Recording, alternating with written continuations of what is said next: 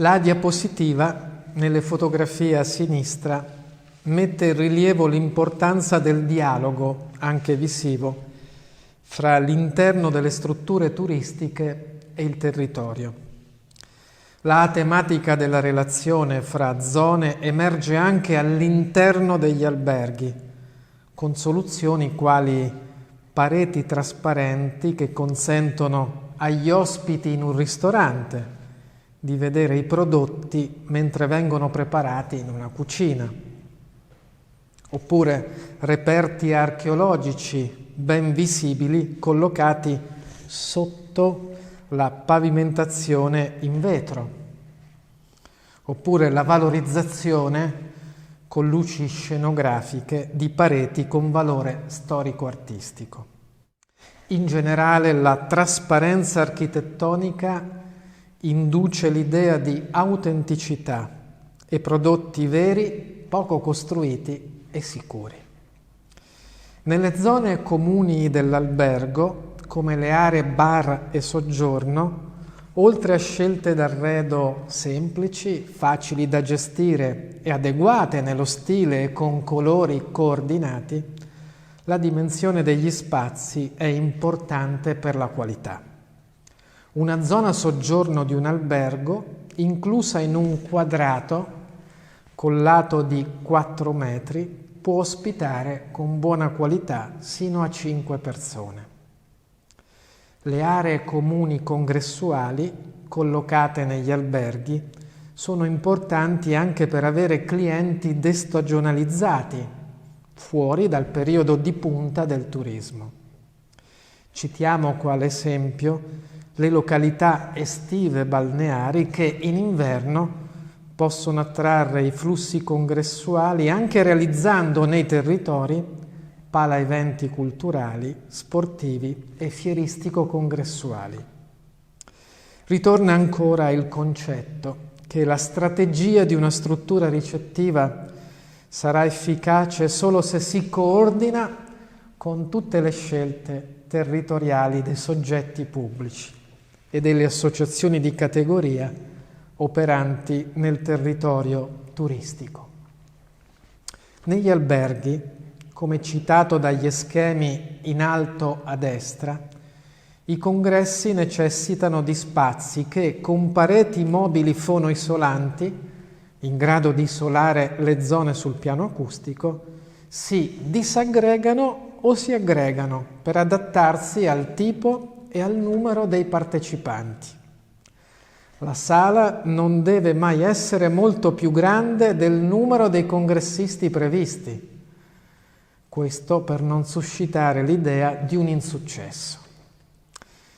In funzione del numero dei partecipanti e del tipo di clienti, bisogna prevedere adeguate dotazioni.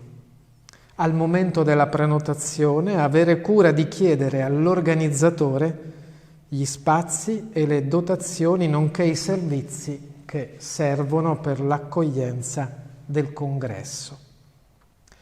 Evitare, in una sala per congressi, file di seggiole agganciate fra loro nel numero superiore a 8-10 sedute. I clienti, se il parametro cresce, saranno costretti, quando si siedono o alzano, a disturbare un eccessivo numero di ospiti, creando quindi bassa qualità. La distanza fra gli schienali delle seggiole di file vicine è di 1 metro sino all'ottimale di 2 metri. La dimensione di tutte le aree comuni in un albergo, considerando tutte le superfici, tranne i piani di camere, dovrebbe essere fra il 10 e il 40% della superficie totale. Ciò discende dal tipo di struttura turistico-ricettiva e dai relativi clienti. Se siamo in un centro storico, con pochi spazi ma molti servizi e ristoranti vicino all'albergo, avremo meno necessità di aree comuni. Il parametro quindi si attesterà attorno al 10%.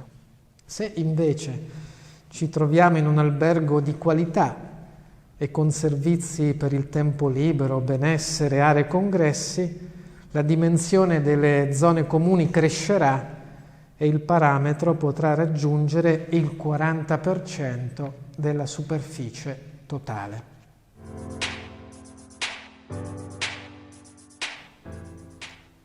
Si vogliono ora indicare alcuni esempi come possibili modelli relativi al rapporto fra strutture turistiche e territorio sul piano gestionale, architettonico e paesaggistico.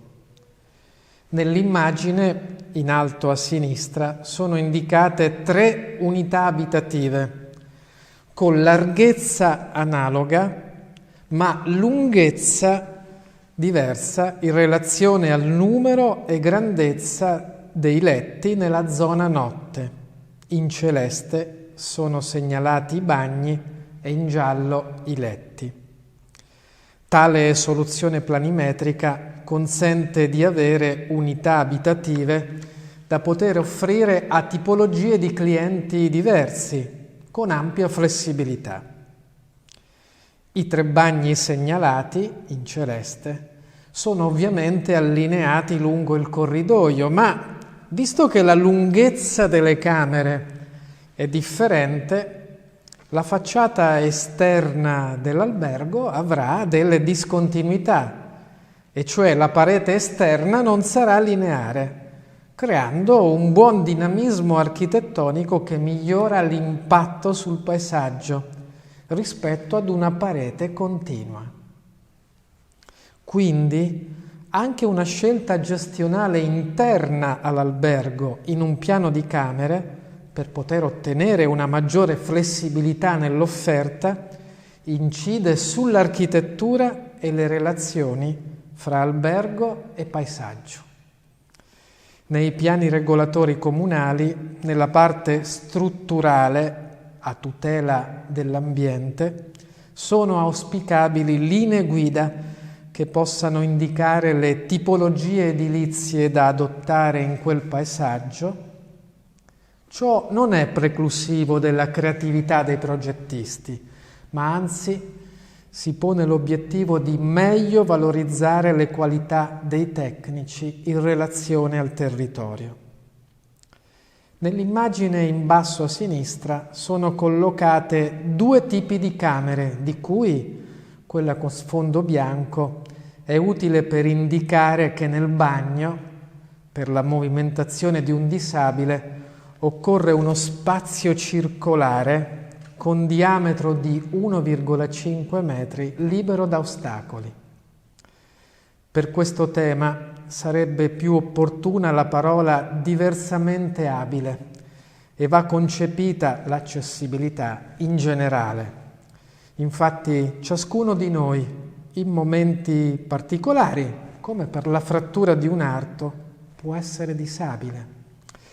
In un territorio turistico bisogna fare il censimento di tutte le strutture ricettive, trasporti, policulturali e ambientali, ristorazione e servizi per informare con una guida e un sito internet su eventuali difficoltà che un disabile potrebbe trovare in questi luoghi. Tale censimento informativo può essere attrattivo per coloro che da disabili decidono comunque di viaggiare. È utile definire in generale e in particolare in una destinazione turistica un piano di abbattimento delle barriere architettoniche che, attuato anche con gradualità, è un buon aspetto di promozione del territorio.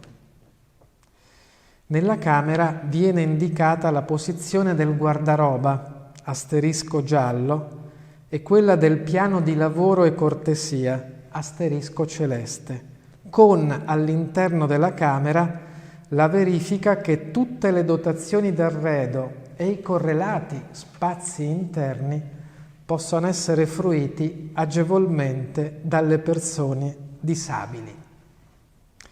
Nella seconda unità abitativa, collocata in basso a sinistra ma con fondo colorato, l'indicatore colore giallo con una matita, illustra una particolare soluzione con l'accesso al bagno dalla zona notte in prossimità del letto.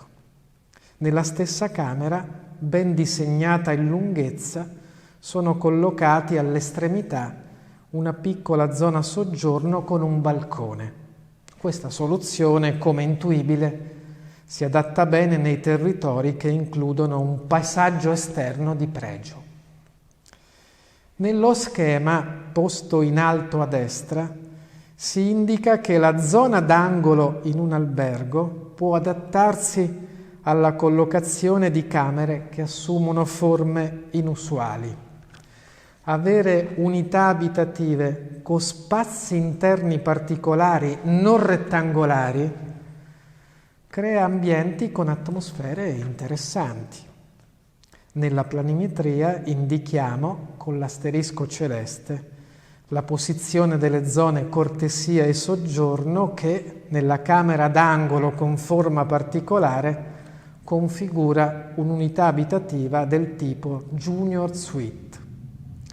Da citare, indicata con le frecce circolari gialle, una parete ad S con 2 guardaroba, uno per ciascuna delle camere vicine, al fine di ottimizzare tutti gli spazi interni. Nella planimetria posta in basso a destra si riporta un piano di camere a torre e si segnalano con una freccia gialla 3 ascensori per i clienti e 2 ascensori con la freccia rossa solo per il personale. È evidente che, se possibile, bisogna tenere separati i percorsi dei clienti con quelli del personale operativo ai piani o nelle altre aree comuni dell'albergo. Il dialogo visivo fra clienti e personale deve avvenire solo in zone specifiche, come il front office, quando l'abbigliamento e direi l'empatia del personale sono disposte per indurre nell'ospite il miglior valore percepito. Nella fotografia riportata, nell'angolo a destra, è citata la soluzione ad atrio, che consente di collocare gli ascensori in vista mentre si muovono nel nucleo centrale. Il corridoio dei piani di camere è, sul lato, un balcone da cui ci si affaccia per vedere l'interno e le aree comuni al piano terra. La soluzione con ampio effetto emozionale è applicabile nei grandi alberghi, in luoghi di particolare intensità abitativa e interesse paesaggistico.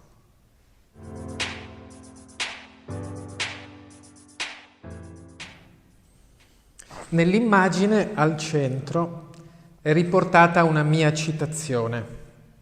La qualità in ogni luogo turistico dipende da ciò che il viaggiatore sogna e attende.